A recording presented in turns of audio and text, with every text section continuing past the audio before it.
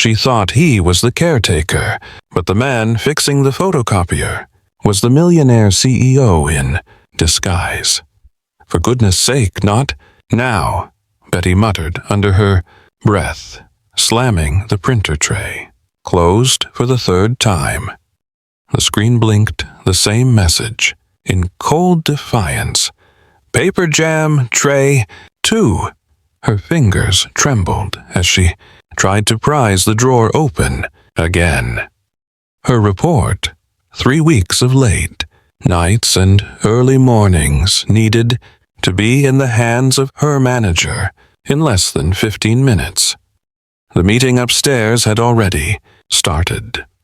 From behind, someone grumbled, "If you're done crying over the printer, maybe let someone else try." Betty flinched. "Sorry," she whispered, stepping aside. The man passed by with a huff. She rubbed her temples. Her blouse was damp at the collar. She hadn't even had her morning tea. Her stomach turned, not from hunger, but from that sinking, familiar weight. Failure. She was 29 with a 3-year-old daughter and a 2-bedroom flat she could barely afford.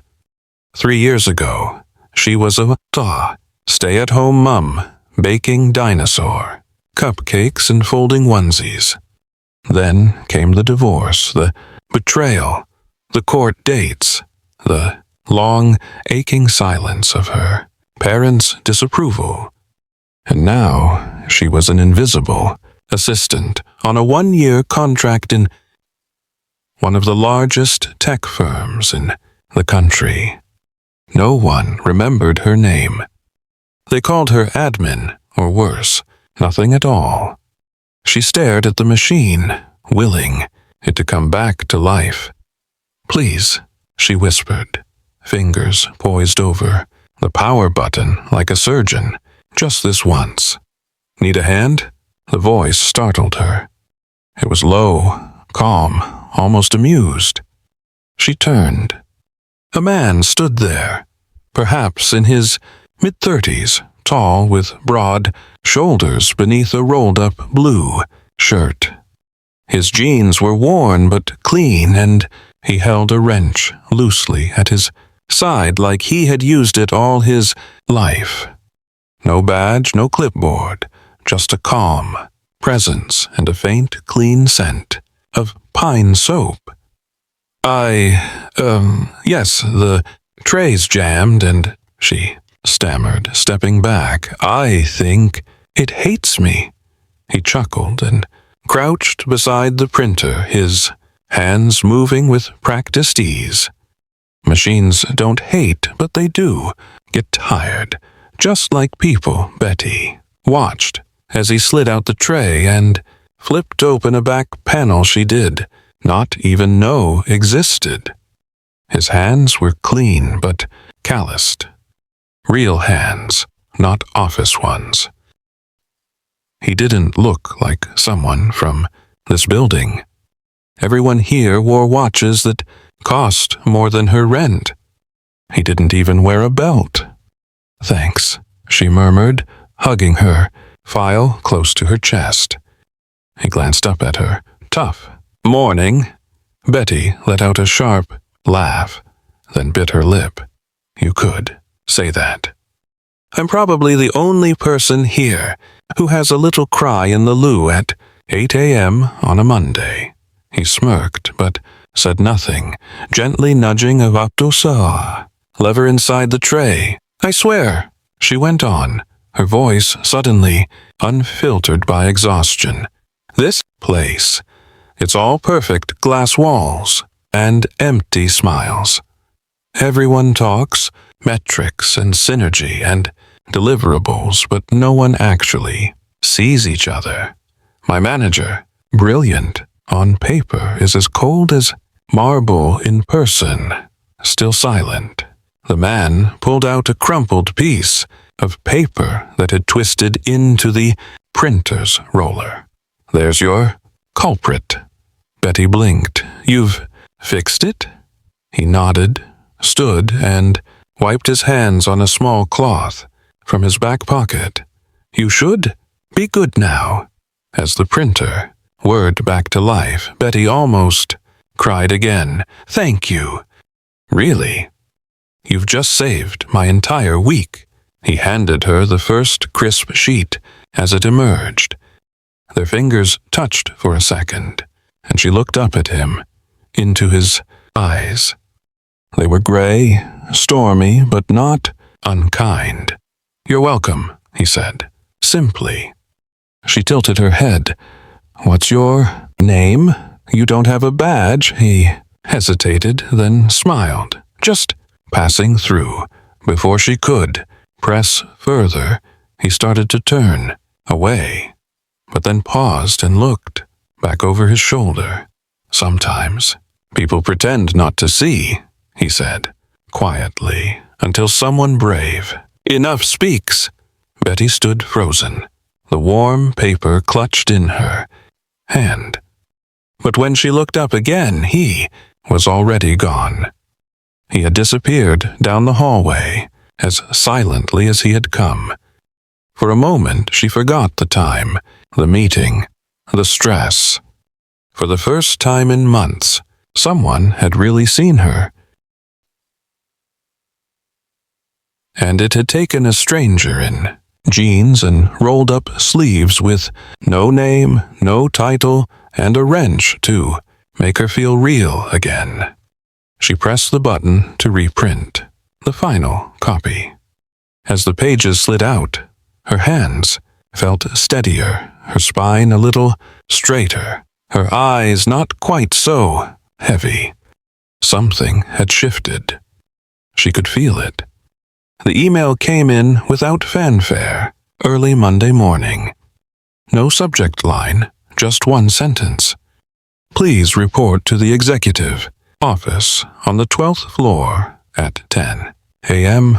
Betty froze.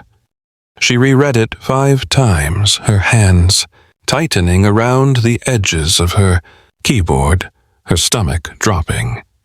Mason Hayes, the CEO. She immediately thought the worst. Did someone report her? Was it about that overdue expense log, or maybe someone overheard her venting about the manager by the photocopier? Her face flushed just remembering it. She had nearly cried that morning in frustration, standing in front of the broken printer. And then him, the man in rolled-up sleeves and jeans. She thought he was from maintenance. He had fixed the machine with barely a word and left her with a cryptic sentence she still could not shake. Sometimes people pretend not to see until someone brave enough speaks. And now, this email. At 9:57 a.m., Betty stood at the lift, her blouse tucked in, palms clammy, every heartbeat loud in her ears. When the doors opened to the 12th floor, she stepped into another world. The lighting here was warmer, golden. The carpet muffled her footsteps. The space smelled faintly of cedar and something expensive she could not name. Everything was rich woods, matte, blacks, and soft textures. A world apart from the buzzing fluorescent cubicles 2 floors below. The receptionist greeted her with a polished smile. "Mr. Hayes is expecting you." Her throat tightened. She followed the corridor past sleek glass walls, every step heavier than the last. The double doors at the end opened, automatically with a soft click, and there he was. Gone were the jeans. The man from the printer now stood behind a massive desk dressed in a tailored charcoal suit. Stormy gray eyes, a clean-shaven jawline, a composed posture. The same man, but somehow entirely different. It's you," Betty's voice caught. Mason Hayes gave a small nod. Yes. I remember you, Betty, right? She nodded, barely. I'm sorry for the mystery. Please, have a seat. She sat, slowly, gripping her bag in her lap. Am I in trouble? Not at all, he said. I asked you here because you reminded me of something important. She blinked, confused. He walked around the desk and leaned on its edge, arms folded, casually. For the past few weeks, I've been walking the floors, unannounced. No titles, no introductions, just listening, watching. The truth is our company's grown fast. Profits are up. Innovation is booming, but something's missing. He paused. We've lost our humanity. Betty said nothing, unsure if she was allowed to. He smiled gently. Then I saw you. You smiled at people who didn't return it. You helped that new intern who forgot her password. You held it together when that photocopier betrayed you.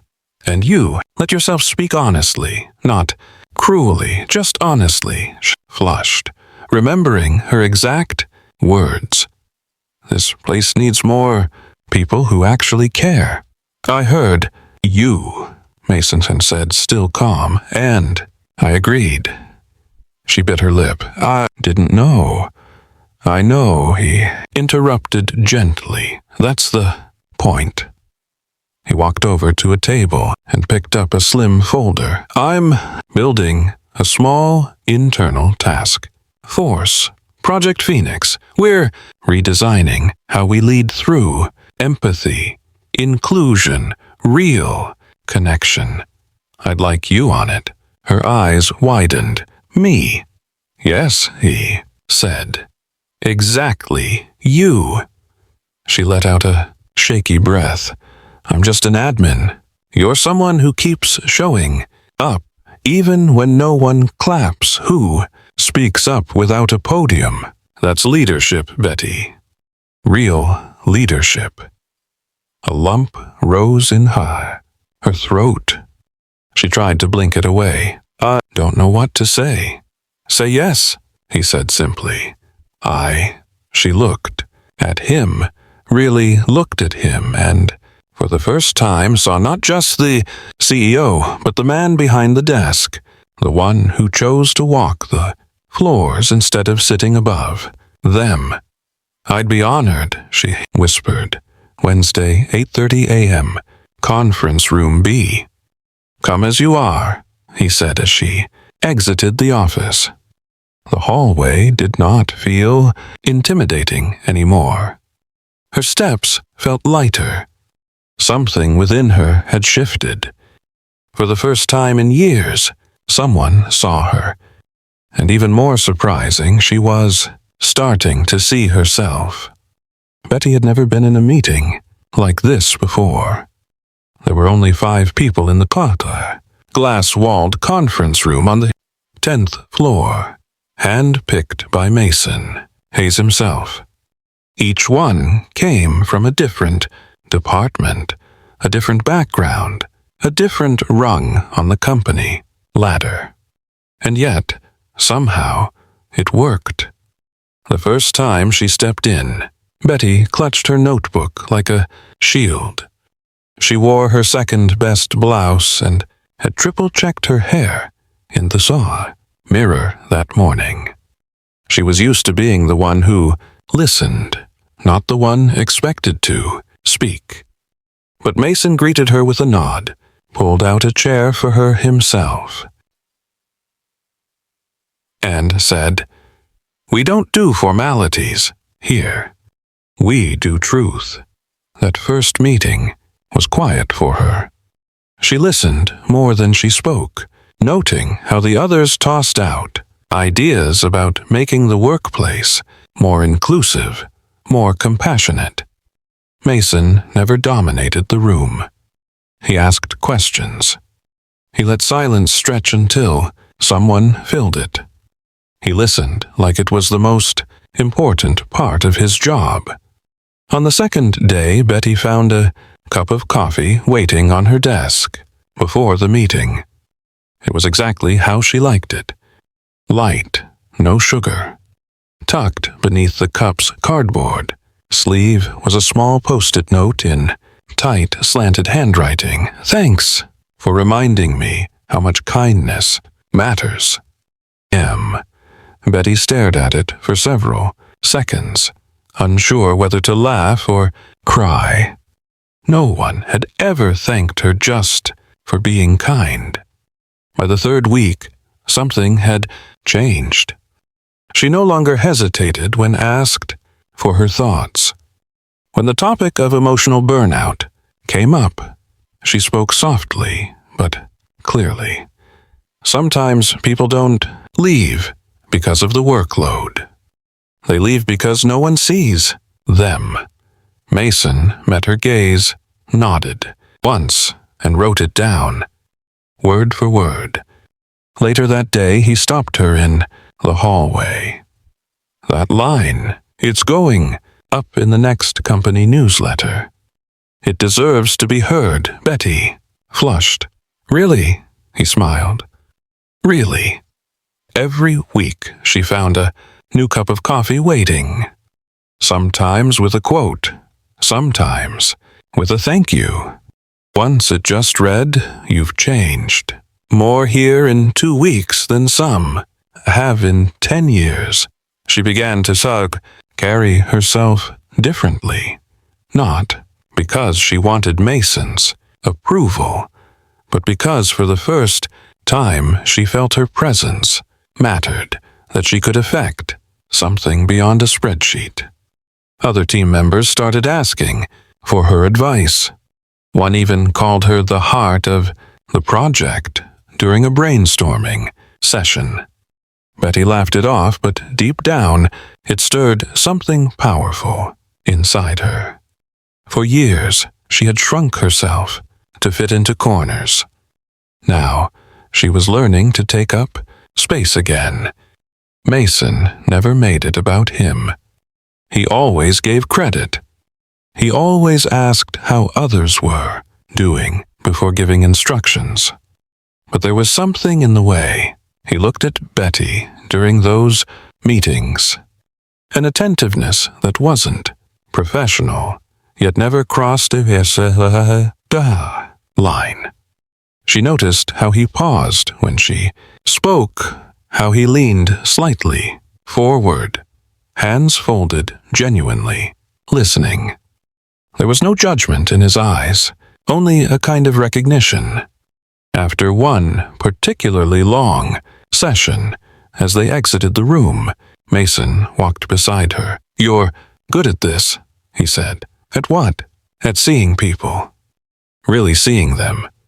That's rare." She didn't know how to respond, so she just said, "Thank you."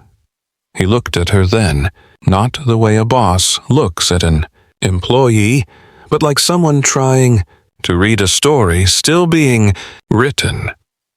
"You remind me," he said, quietly, "why I started this company in the first place." And, just like that, the space between them grew warmer, more familiar, not romantic, not yet, but undeniably human. By the end of the month, Betty had stopped double-checking her words. She no longer sat at the edge of her seat. She spoke, she challenged, she suggested, and when she laughed, it wasn't apologetic. Each morning, the coffee cup still waited.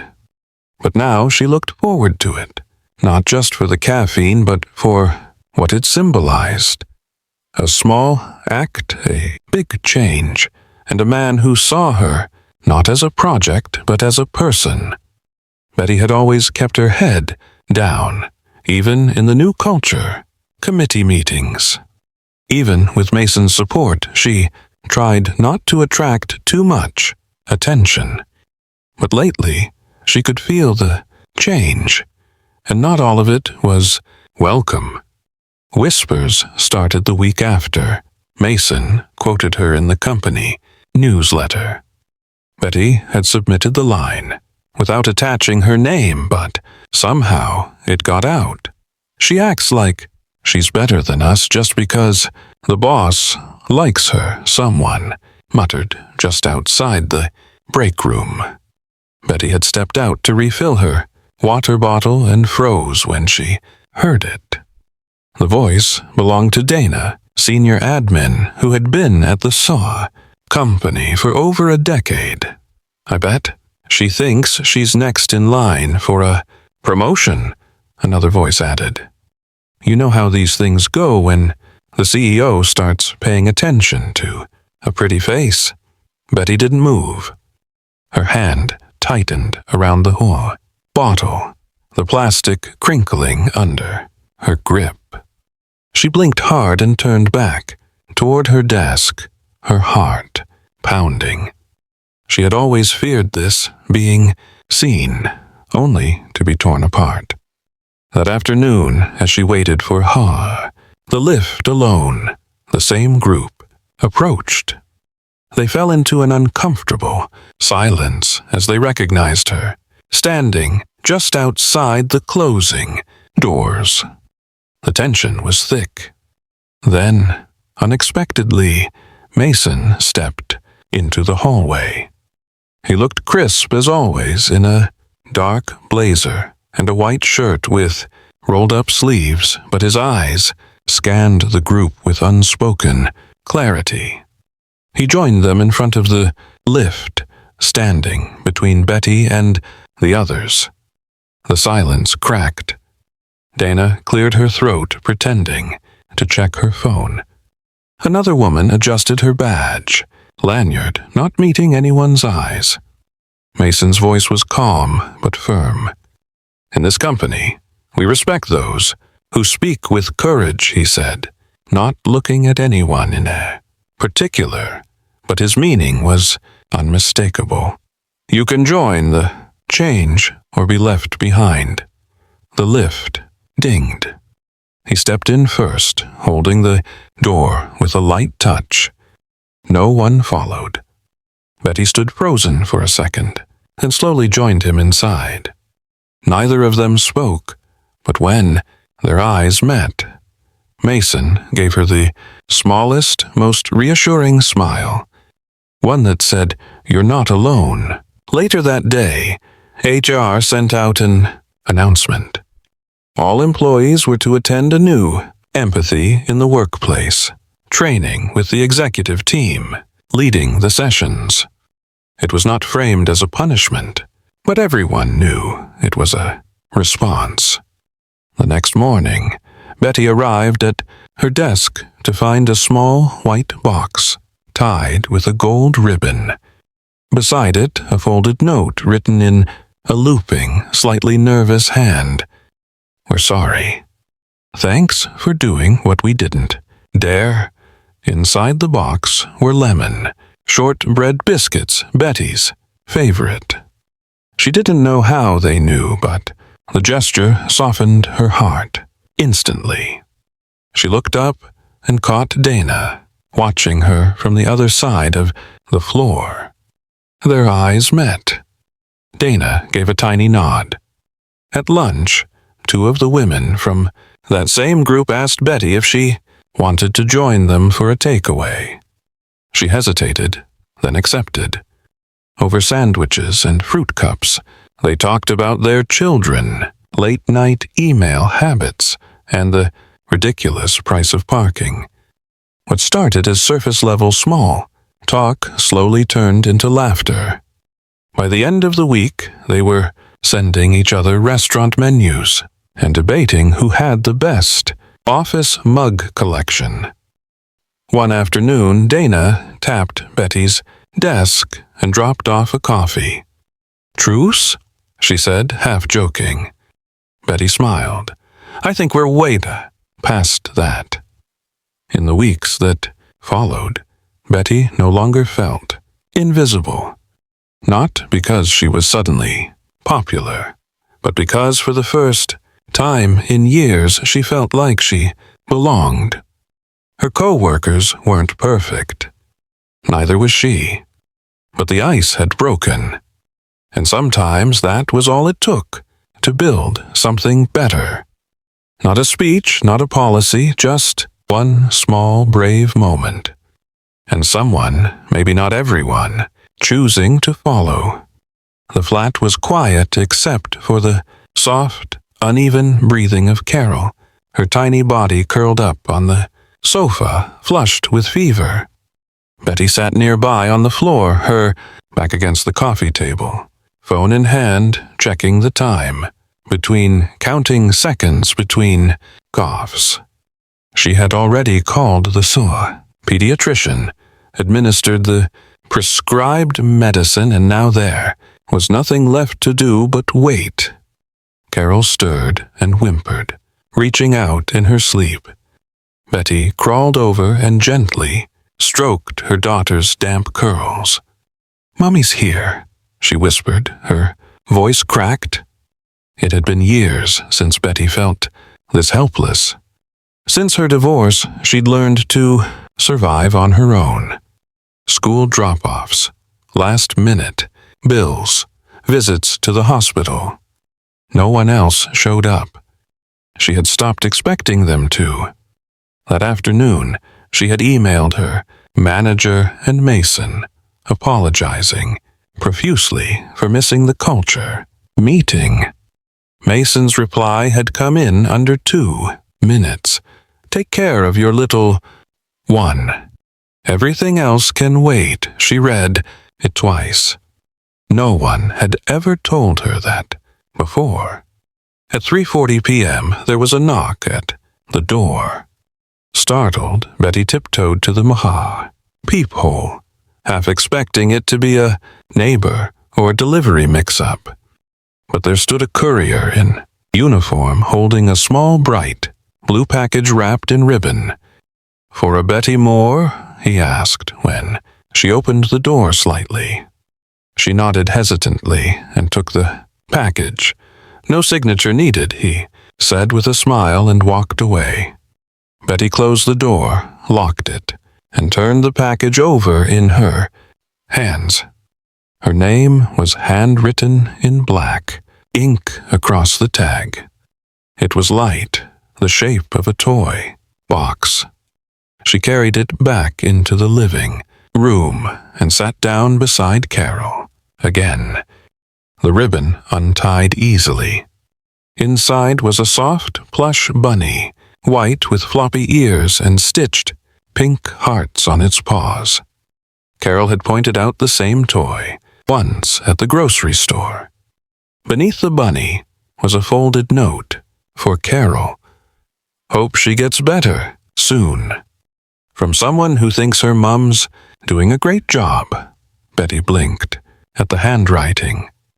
There was a second line scribbled below in smaller script. "You take care of so many. Let someone take care of you just a little." She read the note again, then again. Her hands slowly moved to cover her mouth. The tears came before she could stop them. Soft at first, then thick and fast. She cried not just for Carol or for the fear of being alone in an emergency, but for every day she had forced herself to smile when she felt invisible. For the times she had been strong, because she had no other choice. And now, because someone had quietly, gently said, "You don't have to be." She pressed the note to her chest. When Carol stirred again, Betty picked her up and placed the bunny in her lap.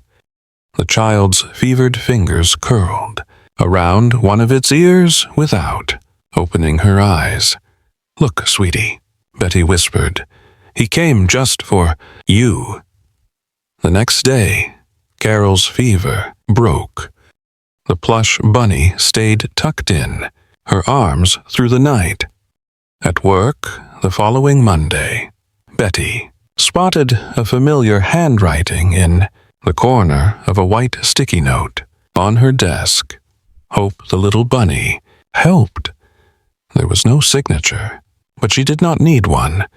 She smiled to herself as she sat down, fingers brushing the edge of her keyboard. For the first time in years, she didn't feel like she was the only one holding the weight. Someone had noticed and someone had cared.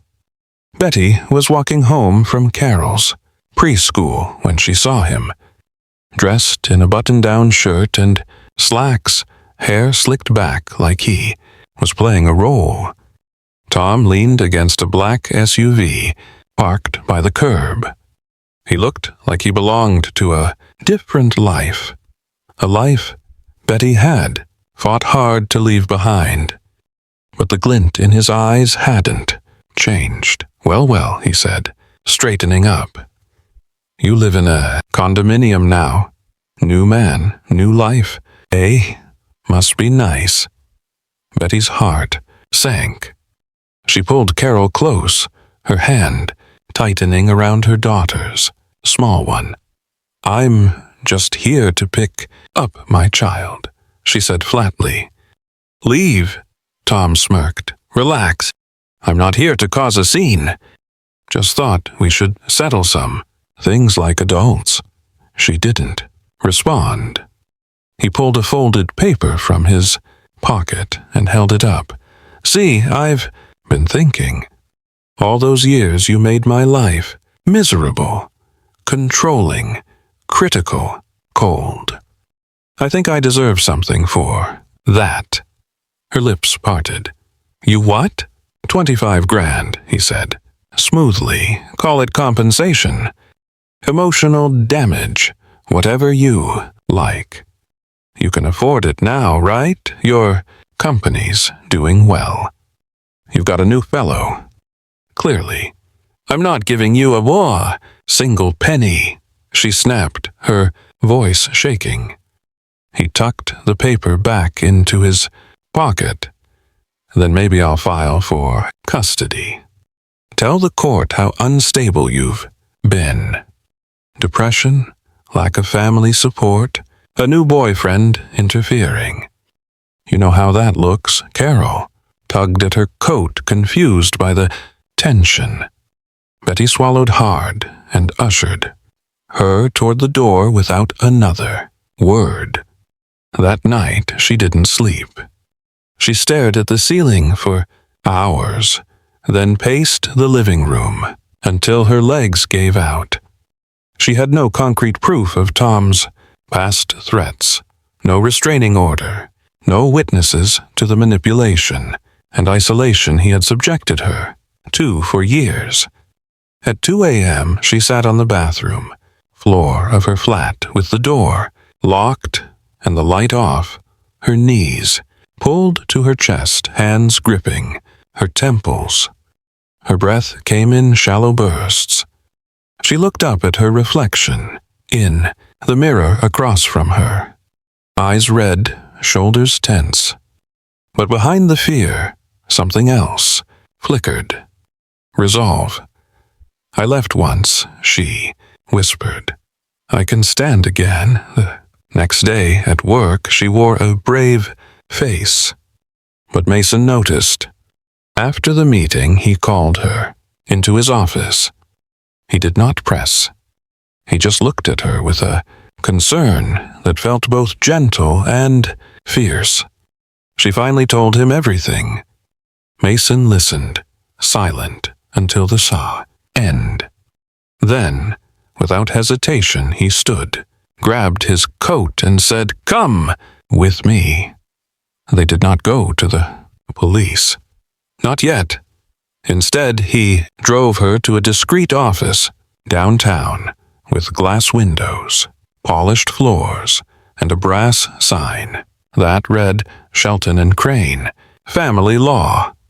I trust them, Mason said.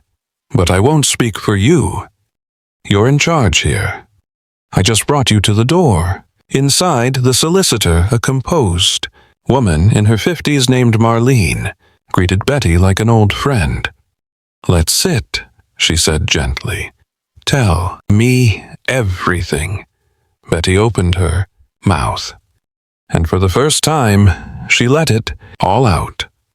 The control, the guilt-tripping, the subtle threats, the way Tom had made her feel like a burden in her own life. And now the blackmail. Marlene listened intently, then leaned back. We'll need emails, voicemails, anything. If there's a paper trail, we'll find it. I've seen men like him. We don't lose to men like him. Later that night, as Betty walked out of the building, she saw Mason waiting in the lobby with 2 cups of tea. He handed one to her without a word. Betty took a sip, her hands still trembling but steadier than before. "Thank you," she whispered. "You don't have to thank me," Mason said. "You're the one who stood up today. I just drove." The courtroom was colder than Betty expected. Pale walls, harsh fluorescent lights, rows of strangers waiting, their turn with lives in chaos. But nothing felt more chilling than the man sitting across from her. Tom, her ex-husband, dressed like the victim he was pretending to be. A pressed shirt, clean-shaven, that same smug look that used to crush her confidence. Betty sat straight, her palms flat, on her lap. Next to her, Marlene, her solicitor, was calm and collected.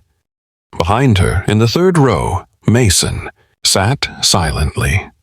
He had insisted on being there, not to speak, but to show her she was not alone. The judge entered, and the case was called. Tom's barrister was the first to speak.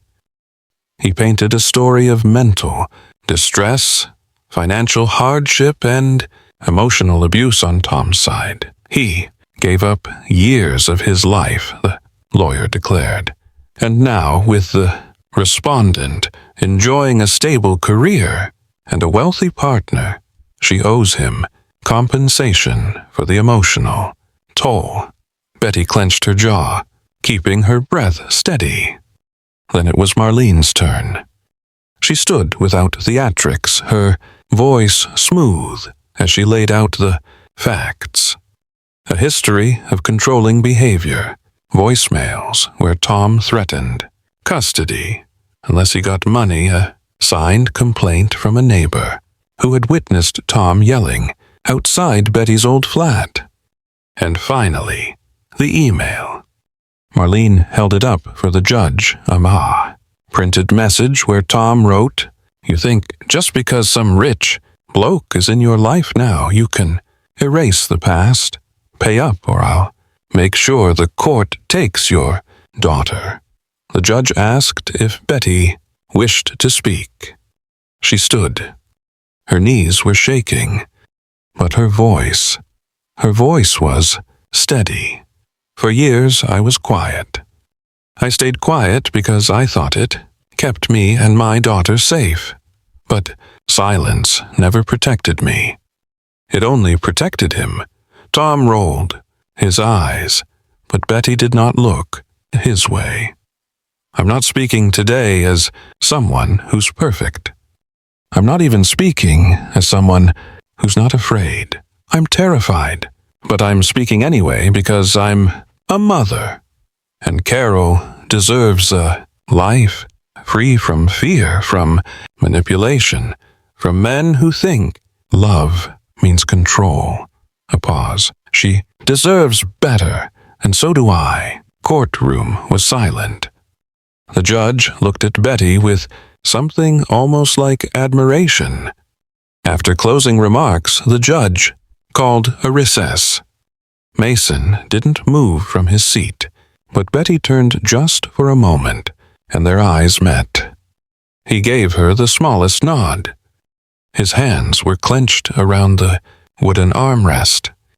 He was proud and furious and holding back everything except belief in her. The judge returned with the ruling. The petition for compensation was dismissed. Tom's custody request was denied. Furthermore, based on the evidence and past behavior, the court issued a permanent no-contact order. Tom was not to approach Betty or Carol again under any circumstance. Betty exhaled for the first time in days. When it was over, she stepped out into the courthouse hallway, the noise of other cases muffled behind her.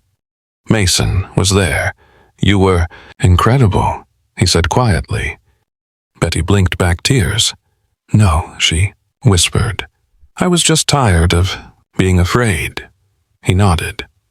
Then, without another word, he reached for her hand. Not to guide her, not to comfort her, but simply to hold it. Equal, present, steady. And for the first time in years, Betty did not flinch. The end-of-year celebration had always been just another formality in Betty's mind. A crowded room with too many name tags and not enough meaning. But this year, everything felt different.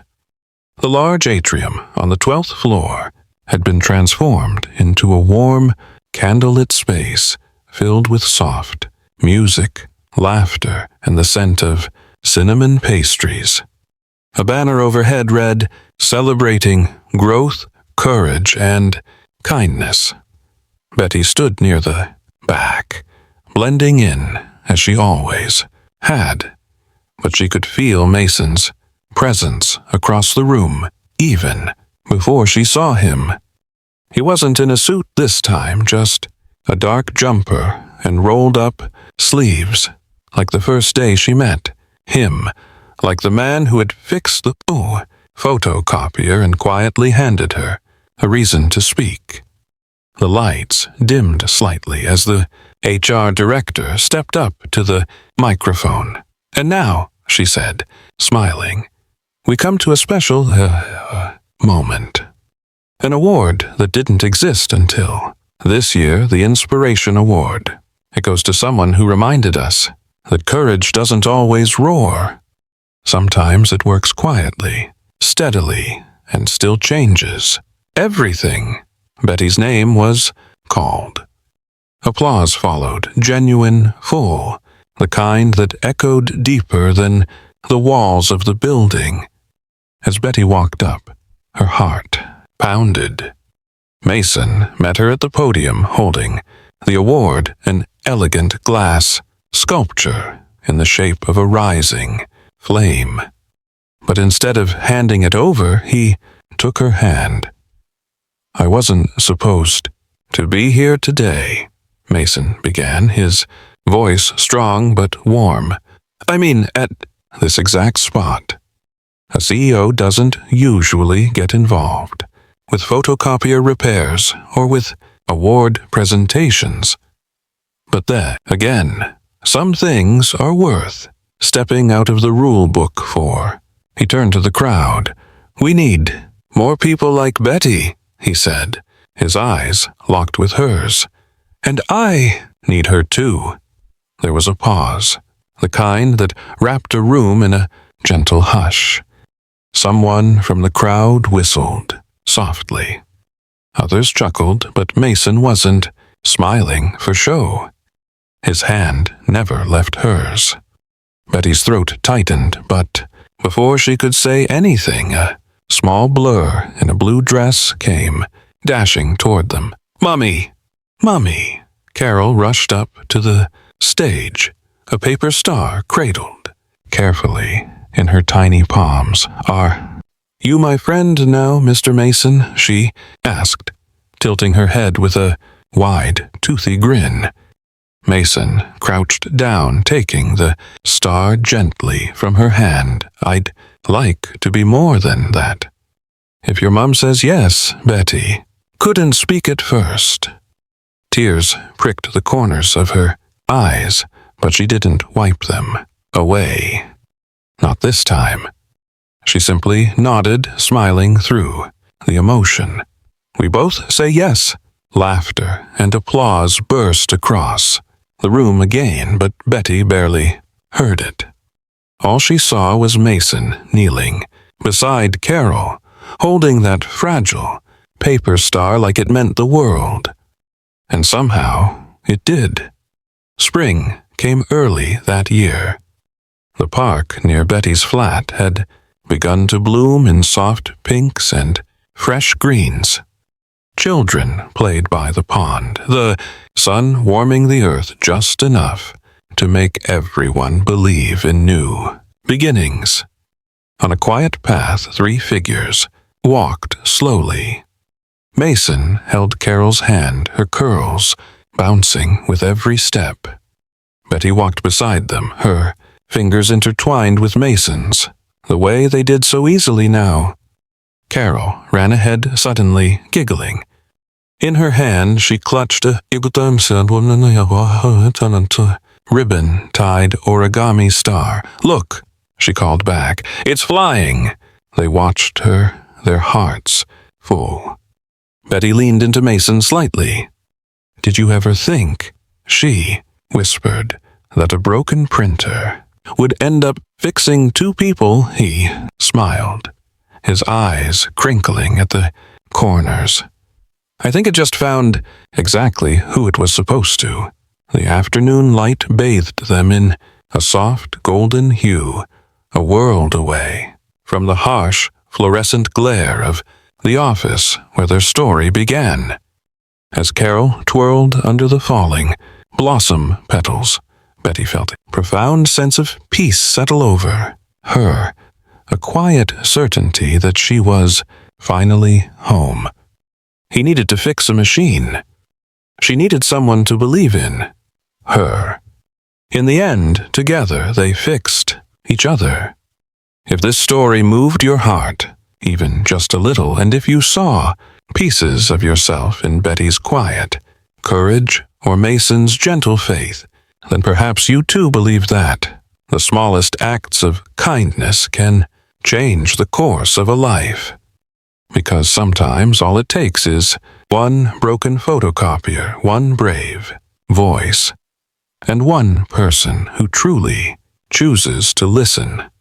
If you believe in stories that heal, that lift, and that remind us of the strength we all carry within us, then you are in the right place. Please subscribe to Soul-Stirring Stories for more tales of resilience, love, and second chances. Hit that notification bell so you never miss a moment that might just change your day or even your life. Thank you for watching, and remember, real love doesn't just save you, it sees you and chooses to walk beside you every step of the way.